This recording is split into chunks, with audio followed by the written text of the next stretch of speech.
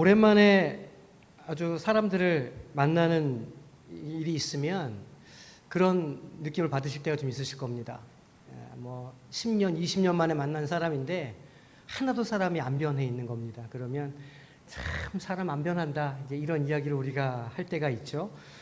근데 사실은 사람이 변하지 않아야 믿을 수 있기도 합니다. 자꾸 사람이 볼 때마다 변하고 바뀌고 이렇게 하면 어떻게 사람을 믿을 수 있겠습니까? 하지만 변해야 할 성격, 바뀌어야 할 것도 분명히 있는 것이죠. 학창시절 깍쟁이 같고 자기밖에 모르고 그렇게 이기적으로 굴던 친구를 진짜 오랜만에 만났는데 지금도 그 학창시절 모습을 그대로 갖고 있으면 그 친구에 대한 평가가 더 박해질 수밖에 없는 겁니다. 그런데 가끔 성품이 바뀌는 사람을 만날 때도 있습니다. 그런데 그런 분들과 이렇게 이야기를 하다 보면 그렇게 성격을 바뀌게 되는 어떤 이유가, 계기가 다 있는 것이죠. 큰 사고를 경험했다든지 생사의 기로에서 다시 한번 생명의 어떤 기회를 얻었다든지 할 때에 그렇게 성품이 변하는 것을 봅니다. 그러니까 죽을 고비 정도 넘기지 않으면 웬만해서는 사람이 잘 변하지 않는다는 말이죠. 이유는 단순합니다. 사람은 본성적으로 변화를 싫어하기 때문입니다. 새로운 일, 안 가본 곳, 낯선 사람, 낯선 거리를 두려워하죠. 본성은 되도록이면 새로운 일을 안 하고 안주하고 변화를 거부하는 쪽으로 흘러가게 됩니다. 본성에 우리를 스스로를 그냥 내버려 두면 무의도식의 상태로 흘러가게 됩니다. 이것을 항상성 유지한다, 이렇게 우리가 보통 말하죠. 어떤 상황이나 조건이 변하지 않고 계속해서 일정하게 유지되는 것, 이것을 항상성이라고 말합니다. 개인적인 관계나 생활 방식에서 항상성을 유지한다는 것은 변화 없이 일정한 태도나 상태를 유지하는 것을 의미합니다. 우리 대부분은 이런 항상성을 유지하며 살아갑니다. 변화가 잘 없다는 말입니다. 이 항상성을 가장 명확하게 보여주는 누구에게나 해당되는 경험이 있는데 바로 다이어트입니다. 벌써 8월의 둘째 주를 지나고 있지 않습니까? 우리가 사실 여름을 맞기 전에 5월부터 올해는 내가 꼭 다이어트를 해야 되겠다, 이렇게 결심하신 분들이 꽤 많았으리라 생각이 됩니다. 그래서 홈쇼핑에서 식이요법제도 좀 사고 집에 자전거도 한 대 들여놓고 열심히 운동을 시작했지만 5월 달에 얼마나 우리가 행사가 많았습니까? 가족 모임도 많고 바깥에 식사 모임도 많아서 결심을 지키는 일이 아마 쉽지 않으셨을 겁니다. 또 6월 달이 되면 얼마나 날씨가 더워집니까? 습하고 이렇게 하니까 운동하기가 쉽지가 않은 겁니다. 그래서 5월 달, 6월 달에 결심했던 그 체중의 목표가 있는데 오늘 우리가 집에 가서 체중계에 잘 올라가지 않게 되는 것이죠. 왜냐하면 목표치를 훨씬 상회하고 있기 때문입니다. 그러니까 이것이 우리의 결심도 결심이지만 우리의 본성이 항상성을 유지하는 대로 흘러가기 때문입니다. 우리의 의지가 너무 약해서도 아니고 사실 우리의 본성 때문이라고 할 수 있는 것이죠. 사람들은 누구나 환경에 적응하면서 살아갑니다. 처음에는 낯선 환경이지만 한 환경에 적응하게 되면 별다른 변화나 노력을 하지 않아도 대략적으로 한번 맞춰진 삶을 따라서 살아가게 되는 겁니다. 그러니까 늘 살던 대로, 늘 하던 대로 그렇게 살아가는 것이죠. 어떤 결심을 새롭게 한다고 할지라도 10중 8구는 작심삼일이 될 가능성이 아주 높습니다. 왜 그렇다고요? 항상성을 유지하려고 하는 본성이 있기 때문입니다. 변화보다는 그대로 있는 게 훨씬 쉽고 그게 편하기 때문이죠. 그래서 한번 들인 습관은 바꾸기가 아주 어렵습니다. 3살 버릇 80까지 가는 법입니다. 길은 늘 가는 길을 항상 가게 되고 옷은 늘 입던 대로 입는 것이죠. 만나던 얼굴 다시 만나고 하던 일 매일 반복해서 하게 됩니다. 어떤 새로운 환경이나 새로운 상황을 의도적으로 피하게 됩니다. 왜냐하면 새로운 환경에는 또다시 적응해야 하는 노력과 희생이 필요하기 때문입니다. 신앙생활도 마찬가지라고 할 수 있죠. 기독교인으로서의 우리의 삶은 늘 하던 신앙생활을 그대로 반복하기가 쉽습니다. 매주 일어나는 교회 사역과 예배에 참석하고 같은 사람들을 만나고 반복되는 행사를 합니다. 무엇인가 새로운 일을 하려고 하면 그게 그렇게 정신이 없고 성가시고 마음이 불안한 것이죠. 생각해 보십시오. 신앙생활하는 우리의 모습이 얼마나 단조롭고 변화가 없는가 한번 돌이켜 보시기를 바랍니다. 우리 대부분은 인생을 이렇게 큰 변화나 굴곡이 없이 살아가기를 원합니다. 왜냐하면 그게 안전하고 편하게 느껴지기 때문입니다.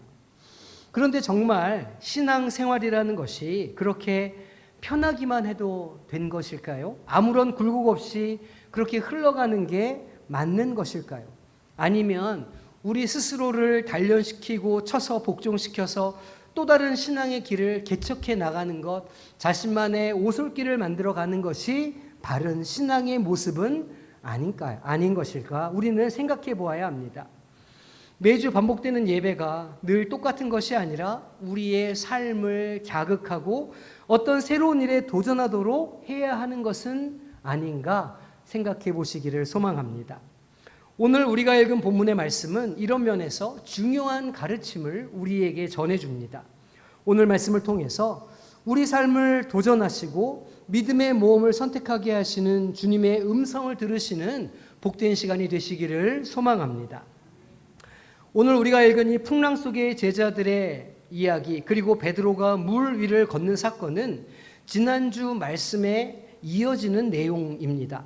지난주에 우리가 살펴본 것과 같이 예수님은 광야에서 장정만 5,000명을 먹이시는 기적을 베풀어 주셨습니다. 그냥 먹이신 정도가 아니라 보리떡 5개와 물고기 2마리로 먹이신 이후에 12바구니나 더 남기는 기적을 보여주셨습니다.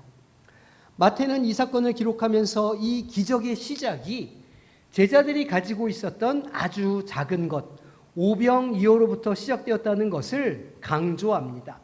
제자들은 자신들이 가지고 있던 아주 작은 어떤 것이 주님의 손에 붙들리고 축사될 때, 기도 드리실 때에 놀라운 일을 일으키신다는 사실을 확인할 수 있었습니다. 그러니까 마태복음에서 이 오병이어의 주제는 제자들의 작은 헌신이라고 할 수 있습니다. 자기가 가지고 있는 아주 미련하고 어리석어 보이는 것일지라도 주님의 손에 붙들리면 놀랍게 사용된다고 하는 믿음을 갖게 되는 계기가 되었다는 것입니다.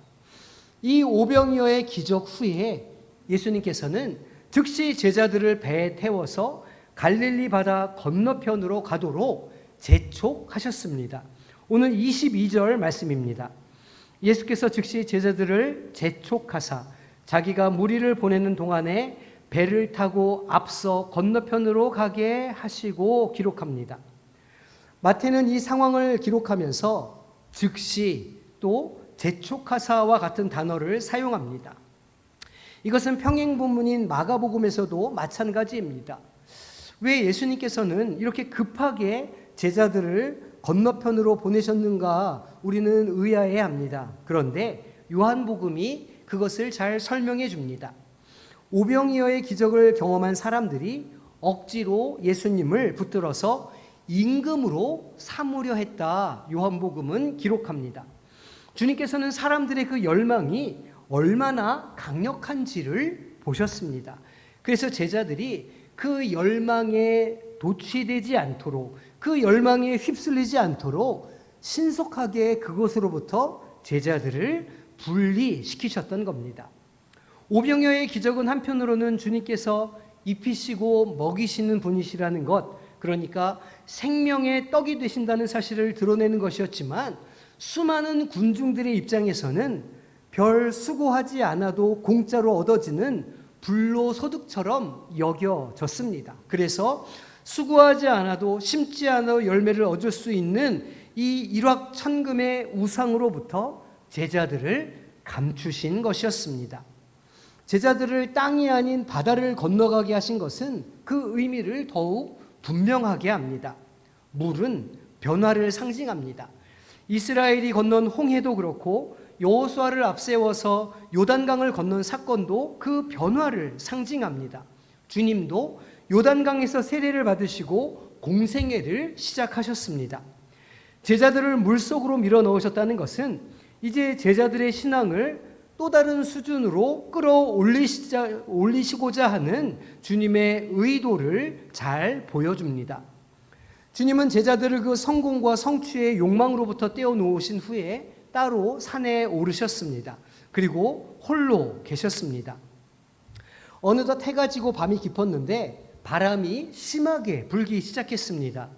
본래 갈릴리 바다는 날씨의 변화가 심한 곳입니다.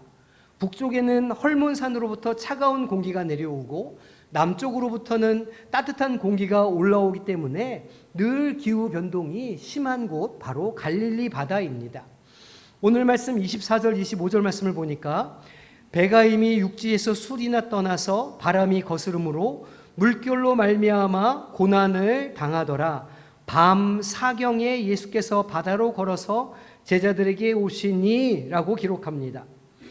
배가 이미 육지에서 술이나 떠났다는 것은 그들이 바다 한가운데에 있다는 말입니다. 앞으로 나아가지도 뒤로 돌아가지도 못하는 그런 상황이라는 것이죠. 끝까지 건너가기도 힘들고 돌아가기도 힘든 그런 상황에 또 시간상으로도 밤이 깊어 사경이 되었다 말씀합니다. 이것은 우리 시간으로 따지자면 동트기 전에 새벽 3시에서 6시 정도의 시간을 말하는 것입니다. 다시 말해서 가장 어두운 시간이자 곧 여명이 드는 그런 경계에 있는 시간이었다는 말입니다. 바다는 변화를 상징하는 장소라고 말씀드렸습니다. 그리고 그 작은 돛담배가 있는 곳은 바다 한가운데였고 시간도 가장 어두운 시간이었습니다. 뿐만 아니라 벌써 한두 시간 이상 거센 바람이 불고 있었습니다. 제자들은 숙련된 뱃사공들이었지만 이 거센 바람 앞에서는 꼼짝없이 어쩔 수 없는 신세였습니다. 어떻게 해서든 배 안에 있는 것이 그리고 배를 안전하게 지키는 것이 그들이 살 수 있는 유일한 길이었습니다. 적어도 그들은 그렇게 생각했습니다. 거센 물결이 치는 바다는 위험하니까 배 안에 머물러 있는 게 안전하다. 배를 지켜야 한다. 이것이 제자들이 배 안에서 열심히 그 배를 지켰던 이유입니다. 그런데 저 멀리서 어쩌면 그 동트기 직전에 가장 어두운 어둠 속에서 마치 동이 트는 것과 비슷하게 바다 한가운데서 어떤 빛을 제자들이 보았습니다. 그 빛은 하늘에 있는 게 아니라 바다 한가운데에 있었습니다. 제자들은 당연히 이것을 보고 너무 놀라서 유령이라 생각했습니다. 하지만 그 빛이 점차 다가오자 곧 예수인 것을 알게 되었고 예수님께서 성난 파도를 발로 밟고 자신들을 향해 걸어오고 있으시다는 것을 그들은 보게 되었습니다. 그리고 서로 말을 할 수 있을 정도로 가까워졌을 때 주님은 제자들을 향해서 말씀하셨던 것이죠.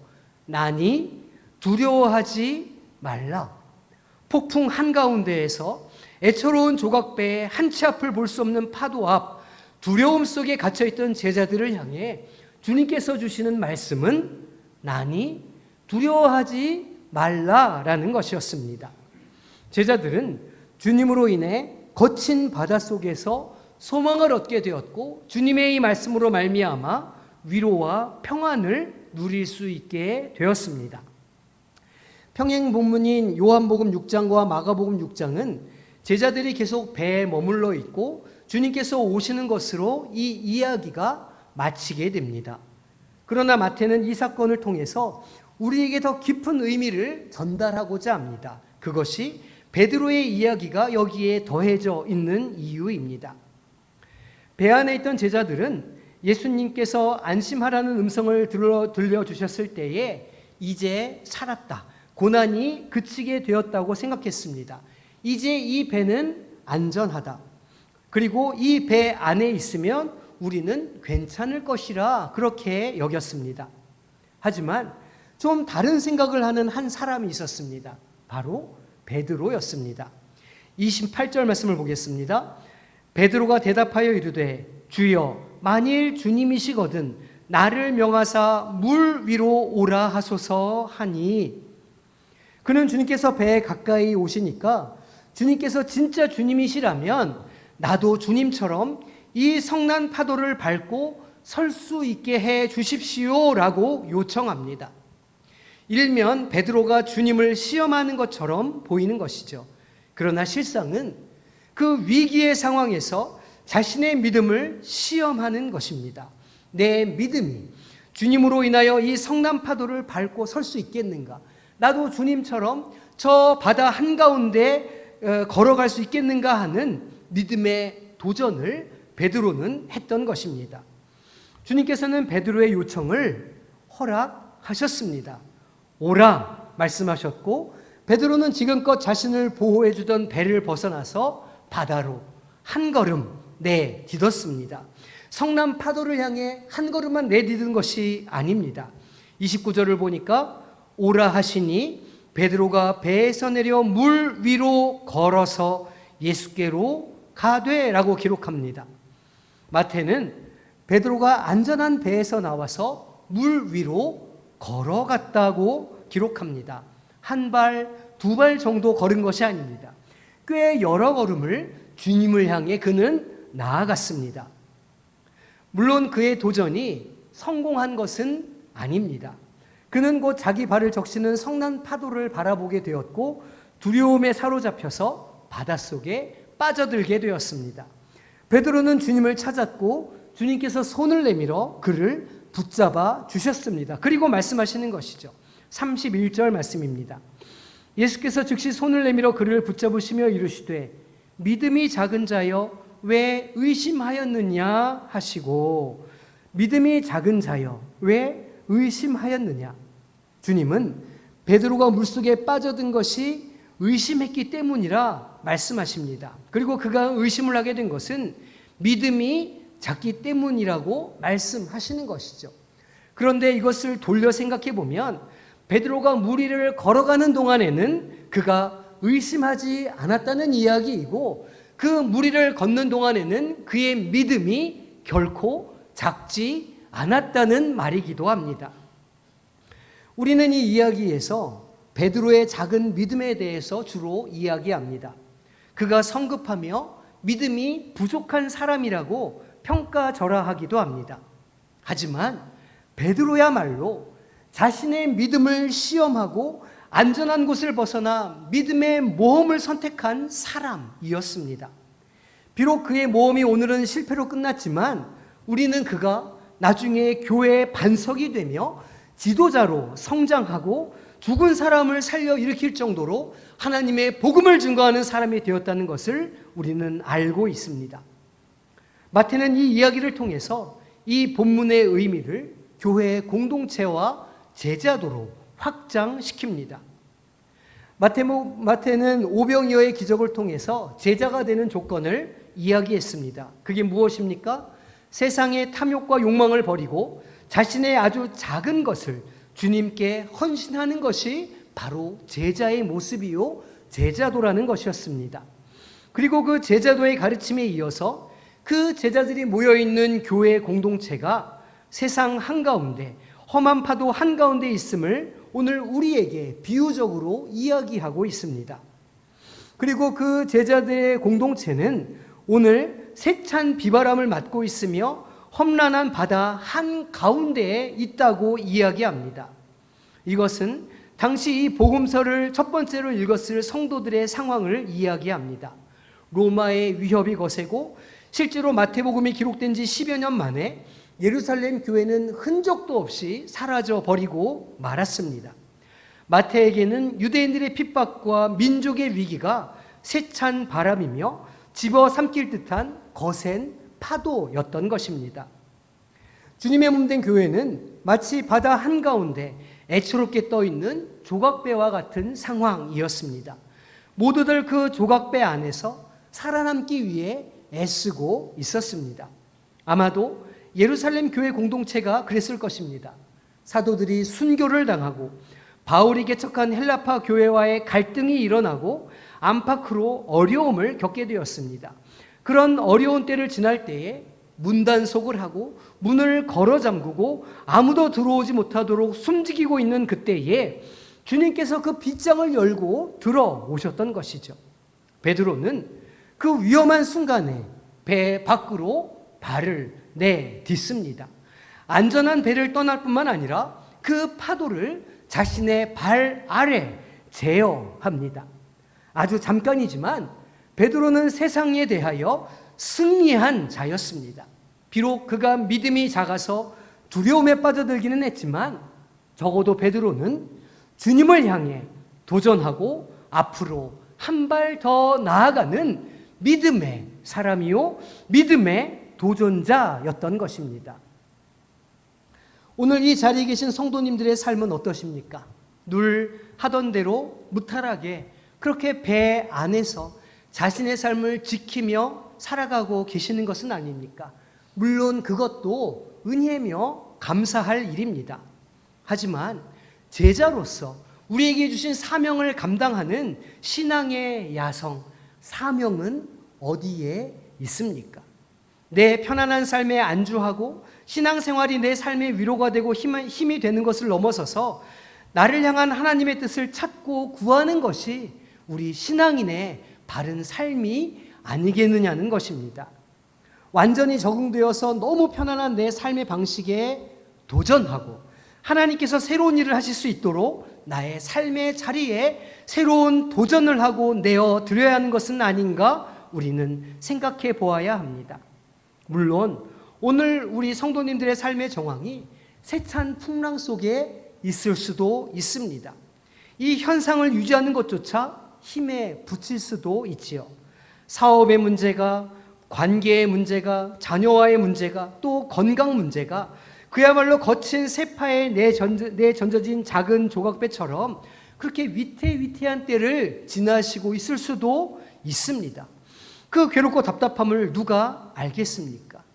숙련된 뱃사공이던 제자들이 그들의 삶의 자리인 바다 한가운데에서 거센 풍랑 앞에 속수무책으로 절망할 때 이제 우리는 다 죽었구나 하고 두려움에 떨 때 그들은 모르지만 우리는 아는 사실이 하나 있습니다. 저 멀리서 예수님께서 그들을 향해 다가가고 계신다는 사실입니다. 그 완벽한 절망의 어둠 한가운데에 곧 빛이 비춰지게 될 것임을 우리는 알고 있습니다. 예수께서 우리의 소망이시며 구원이 되신다는 것, 우리는 그것을 알고 있습니다. 하지만 그게 끝이 아닙니다. 하나님께서 오늘 마태복음 본문을 통해서 오늘 성도님들께 주시는 음성은 그저 그 배 안에서 안전하게 머무는 것, 그 배를 지키기 위해 노력하는 것을 넘어서서 담대하게 한 걸음 더 주님께로 나아가라는 말씀입니다. 안전하다고 여기는 배를 벗어나서 그 일렁이는 파도로 한 걸음 더 나아가라. 그 파도를 제어하고 삶의 환경을 제어하며 주님을 향해 한 걸음 더 믿음의 발걸음을 걸으라 말씀하고 계시는 것이죠. 주님께서 말씀하십니다. 그 환난과 풍파를 피하지 말고 대면하라. 도망하지 말고 믿음을 가지고 그것을 제어하라. 물론 넘어지고 상처가 날 수도 있습니다. 다시 파도를 보며 두려움에 발이 물속으로 빠져 들어갈지도 모릅니다. 생각했던 것처럼 믿음의 선택을 했지만 상황이 바뀌지 않을 수도 있습니다. 하지만 아십니까? 그렇게 한 걸음 더 걸어가는 자의 손을 주님께서 붙잡아 주십니다. 31절 말씀입니다. 예수께서 즉시 손을 내밀어 그를 붙잡으시며 예수께서 즉시 손을 내밀어 그를 붙잡으시며 그 도전의 끝에 주님께서 계십니다. 주님이 계실 뿐만 아니라 우리가 배 안에 있는 것보다 더 안전하게 우리를 의로운 손으로 붙잡아 주시는 줄로 믿으시기를 소망합니다. 배가 안전할까요? 배 안에 있는 삶이 안락하겠습니까? 변화하지 않는 삶, 그리고 두렵고 떨려서 그것을 지키려고 하는 그 삶의 지경이 안전할까요? 아닙니다. 세상 어떤 것도 우리를 안전하게 지켜줄 수는 없습니다. 어떤 인생도 주님이 아니고서는 안전함을 보장받을 수 없는 것이죠. 우리 인생을 안전하게 보장받는 유일한 길은 주님의 손에 붙들리는 것인 줄로 믿으시기를 바랍니다. 주님의 손에 붙들리는 것이 참된 평화요 신앙의 진보인 줄로 믿으시기를 소망합니다. 개인의 문제뿐만 아니라 우리 공동체에도 이런 환난과 어려움이 있습니다. 오늘 우리 교회의 내일이, 교회의 10년 후가 어떻게 될지 알지 못합니다. 한국 교회는 어떻습니까? 마태가 복음서를 쓰던 때처럼 위기를 맞고 있죠. 교회 학교가 비어가고 성장이 멈추었으며 점점 고령화되어 갑니다. 세상 사람들은 입에 담지 못할 욕으로 교회를 비판하고 여론의 문매를 맞습니다. 교회 지도자들은 치부와 도덕적 무감각을 세상이 다 알게 하고 세상의 질타를 받는 것이죠. 내외적으로 세찬 바람과 거센 파도에 직면해 있습니다. 그런데 혹시 우리들도 배 안에 있는 제자들처럼 그저 지금 있는 현상을 유지하기 위해서 그냥 그것만 바라보며 애쓰고 있는 것은 아닙니까?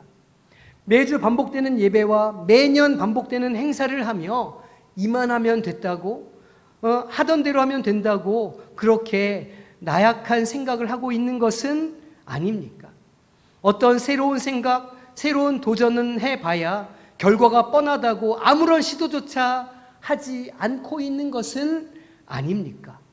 그래서 오늘 우리는 베드로의 그 한 걸음을 닮아가야 합니다. 그 한 걸음이 소중한 것이죠. 그 한 걸음이 너무 귀했기 때문에 마태는 이 특별한 경험을 복음서에 기록했던 것입니다. 오늘 우리 모두에게 하나님께서 우리를 향하신 뜻이 있음을 기억하시기를 부탁드립니다. 나의 나 된 것이 이미 태초 전부터 주님께서 계획하셨고 오늘 불러주셨기에 여기에 있다는 사실을 우리가 믿음으로 고백하고 또한 우리의 삶에 주님께서 가지고 계시는 계획과 목표가 있다는 것을 오늘 믿음으로 다시 한번 고백하시기를 소망합니다. 우리 모두는 하나님의 사명을 받은 사명자들입니다. 그리고 안전한 내 삶의 지경과 배를 벗어나서 위험한 바다로 한 걸음 내 딛기를 주님께서 말씀하시는 것이죠. 오라 말씀하시는 것입니다. 주님을 바라보며 작은 믿음이지만 그리고 작은 희생이지만 한 걸음 주님 앞으로 나아갈 때 그 자리에 머물러 있는 것이 아니라 신앙의 진보를 위해 한 걸음 더 나아갈 때 우리는 주님의 손을 붙잡게 되는 역사를 경험하게 될 줄로 믿습니다. 우리의 도전이 열매를 맺지 못할 수도 있습니다. 때로는 실패할 수도 있고 넘어질 수도 있습니다. 하지만 그 도전은 무의미한 것이 아닙니다. 그 작은 한 걸음 한 걸음을 주님께서 기뻐하시고 그 빠져들어가는 풍랑 속에서 우리를 붙잡아 주시고 거룩한 손으로 높이 들려 올려주시는 역사가 있기 때문입니다. 가정과 학교에서, 직장에서, 사업장에서 한 걸음 더 내딛는 믿음을 소유하시는 믿음의 백성들이 되시기를 소망합니다. 그래서 이 위기의 때에, 이 소망이 없는 때에 이 두려움을 이겨내시고 주님의 손에 붙들리어 아름답게 쓰임받는 사명자들 되시기를 주님의 이름으로 축원합니다. 이 시간 함께 찬양하며 기도하겠습니다. 우리 내일 일은 난 몰라요 찬양하며 기도할 때에 이렇게 기도하면 좋겠습니다. 주님, 우리의 믿음이 작았습니다. 주님께서 주신 사명을 다 잊어버리고 피했습니다. 이제 말씀을 의지하여 한 걸음 내딛기를 소망합니다. 우리의 손을 붙잡아 주시고 우리를 세워주옵소서. 가정에서, 교회에서, 직장에서 믿음의 진보가 있게 하여 주시옵소서. 찬양하며 기도하며 나아가겠습니다. 내일 일은 난 몰라요. 내일 일은 난 몰라요. 하루하루 살아요. 불행이나 여행함도 내 뜻대로 험한 이 길 가고 끝이 없고 주님 예수 팔레미사 주님 예수 팔레미사 내 손 잡아 주옵소서. 아멘. 봐주소. 내일은 난 모릅니다. 내일은 난 몰라요. 장래일도 몰라요. 아버지여 날 붙드사 평탄한 길 주옵소서. 좁은 이 길 진리의 주님 가신 그의 길, 주님 가신 그의 힘이 들고 어려워도 찬송하며 갑니다. 찬송하며 가. 성령이여 금성을 이여 금성 항상 들려주소서. 항상 들려주소서. 내 마음은 정했습니다. 내 마음은 정했어요. 변치 않게 내일은 난 모릅니다. 내일은 난 몰라요. 장래일도 몰라요. 아버지여 아버지여 아버지여 주신 소명 이루소. 만왕의 왕 예수께서 왕 예수께서 이 세상에 오셔서 만 백성을 구속하니 참구주가 돼 순교자의 본을 받아 순교자의 본을 받아 나의 믿음 지키고 순교자의 신앙 따라 순교자의 신앙 따라 이 복임을 아멘.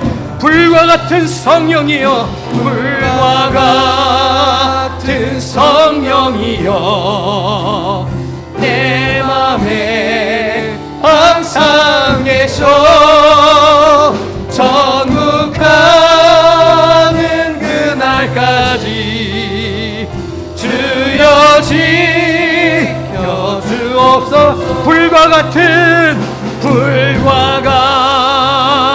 성령이여 내 맘에 항상 계셔 천국 가는 그날까지 주여 함께 하옵소서. 이제 함께 기도하며 나아가기 소망합니다. 주님, 우리의 믿음이 작았습니다. 주님께서 주신 사명을 잊었습니다. 주님, 주님의 말씀을 의지하여 한 걸음 더 내 길을 소망하오니 우리 손을 붙잡아 주시고 우리로 사명자가 되게 하여 주옵소서. 주님의 이름 부르고 기도하며 나아갑니다. 주여, 아버지 하나님, 우리를 불쌍히 여겨주시기를 소망합니다. 아버지 하나님, 우리의 믿음이 작았습니다. 우리의 지경이 작았습니다. 주님께서 주신 사명을 잊었습니다. 주여, 우리가 주님을 향해 한 걸음 더 나아가기를 소망합니다.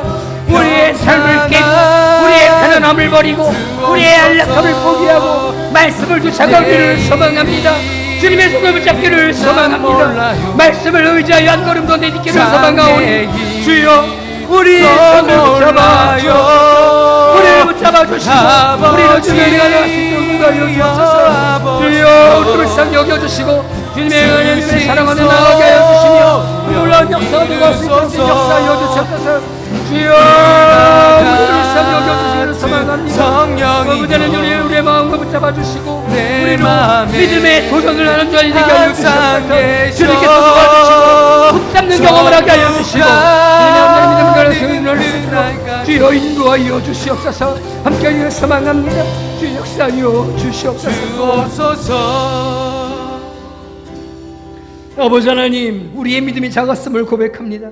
주님께서 주신 사명이 있었고 우리를 불러주신 목적이 있었사온데 주님, 이제 우리가 그것을 다시 기억해내고 주님 앞으로 나아가기를 소망합니다. 안락하고 편안하고 게을러 있는 우리의 본성을 쳐서 복종하며 주님의 말씀을 쫓아 한 걸음 더 앞으로 나아가기를 소망하오니 주님, 이번 한 주간 우리의 손을 붙잡아 주시고 우리를 인도하여 주옵소서. 거센 풍랑과 폭풍에서 건져주시고 담대한 믿음으로 그 폭풍을 다스리며 살아가는 권세가 있게 하여 주옵소서.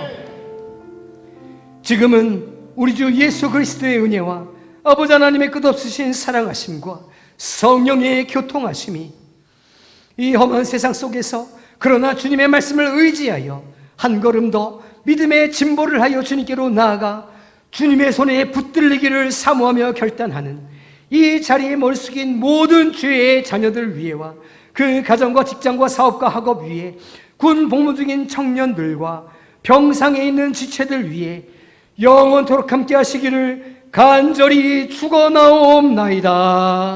아멘.